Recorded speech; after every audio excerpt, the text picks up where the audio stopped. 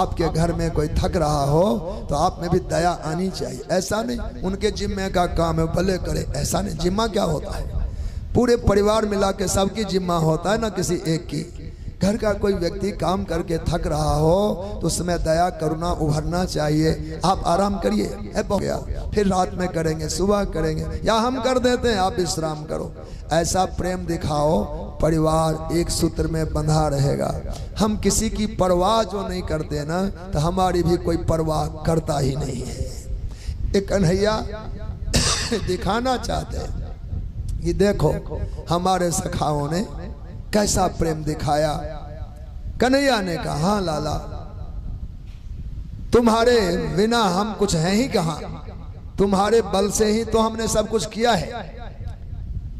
यद्यपि कन्हैया उंगली पर उठाए हैं, उठाए रहेंगे, पर अपने साथियों को भगवान कभी भी खिन्नता नहीं आने दिया।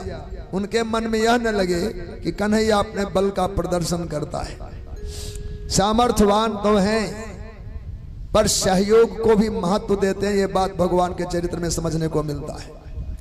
हम सब भी घर के कोई बड़े से बड़े काम करें, उस समय हमारे कोई सामान्य भी मिलने जुलने वाले कहते कि हम आपकी अमुक सेवा करें तो ना नहीं करो। हाँ हाँ, आपके बिना क्या यज्ञ पूरा होगा? आप आएंगे तो ही होगा। वो भले तिनके का सामर्थ्य वाले हों तो भी कहना आपके बिना हमारा कोई काम पूर्ण होने वाला नहीं। आइए आइए, आपकी कृपा हो, आपका उपस्थिति हो, तभी ये यज्ञ पूरा होगा।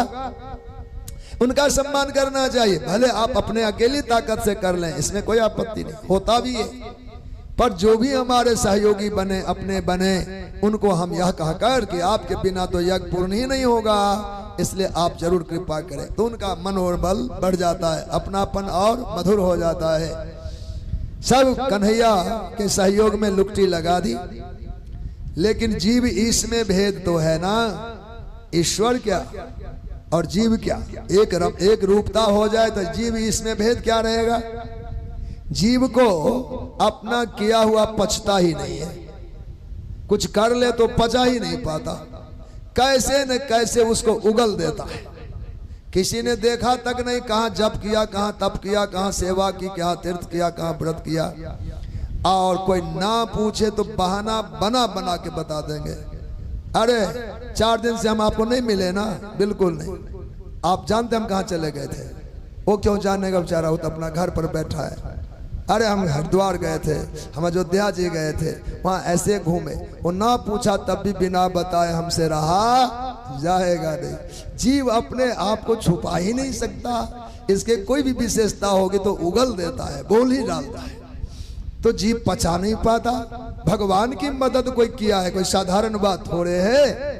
तो अब उनके सखाओं ने कहा, कन्हैया हम सब थे तो तुमको थोड़ा आराम मिला है, अभी हमारे ये लाठी का बल है कि देखिए पर्वत। कन्हैया कहा, नहीं मौका देते तो मारे गए, मौका दिया तो कहता है कि हमारी ताकत से तुम व्यवस्थित हो। तो भगवान का अच्छा सखा, तूने कहा था आराम करने के लिए, अब मैं आराम करूंगा। तो ठीक है, तो लपटी ढंग से लगाए रख, अब मैं उंगली खींचता हूँ। भगवान का नाखून हिलने मात्र से सब गड़बड़ा गए और भगवान ने पुनः उंगली टेकी, सामर्थ्य का भान करा दिया कि यह कन्हैया की उंगली का ही बल है, उनका संकल्प बल है। हम जीव अपने आप में कृतकृत हुए भगवान की कृपा से, हमारे कृतकृतता से, हमारे बल से भगवान का कुछ बनने बिगड़ने वाला नहीं है। उन्होंने मान दिया, हमें यही बात समझना चाहिए।